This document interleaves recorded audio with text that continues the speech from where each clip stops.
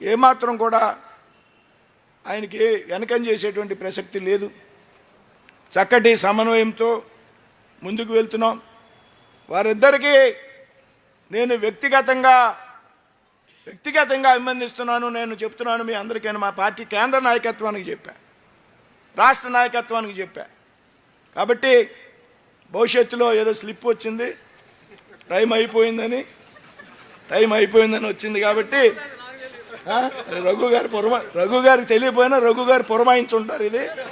ఎందుకంటే రైట్, ఏదేమైనా సార్ మేము చక్కటి సమన్వయంతో వెళ్తున్నాం. మీ చంద్రబాబు నాయుడు గారు, మీ తండ్రి గారు, మీ యొక్క ఆలోచనలతో ఈ జిల్లాలో కూటమికి సంబంధించి సమన్వయంతో కూడా చక్కగా వెళ్తున్నాం. మరి రాబోయేటువంటి రోజుల్లో ఈ విధంగా మనం కలిసి పనిచేయాలా. కేంద్రం నుంచి పెద్ద ఎత్తున సహకారం ఇవాళ రాష్ట్రానికి అందుతూ ఉంది. చంద్రబాబు నాయుడు గారు పూర్తిగా సంతృప్తిగా ఉన్నారు. కూటమి చక్కటి సమన్వయంతో పనిచేస్తుంది. ఇదే అనేక సంవత్సరాలు రాబోయే సంవత్సరంలో మనం పనిచేయాలా. ఈ సమన్వయం కనుక దెబ్బతిన్నట్లయితే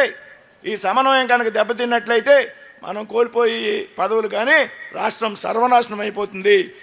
ఎవరైతే గతంలో ఉన్నటువంటి సైకో ఉన్నాడో మళ్ళీ వార్డు అధికారంలోకి వచ్చేటువంటి అవకాశం ఉంటుంది. కాబట్టి ఆ అవకాశం ఆ సైకో ఈ రాష్ట్రంలో అధికారంలోకి మళ్ళీ రాకూడదంటే ఆ బాధ్యత మన అందరి మీద ఉందనేటువంటి విషయాన్ని ఈ సందర్భంగా చెప్తూ మరొకసారి నారా లోకేష్ గారికి అభినందన తెలియజేస్తూ సెలవు తీసుకున్నాను. జై హింద్, జై భారత్.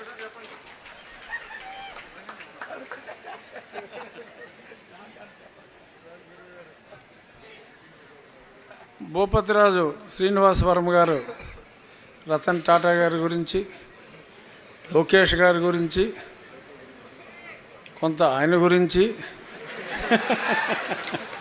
చక్కగా చెప్పారు. ఆయన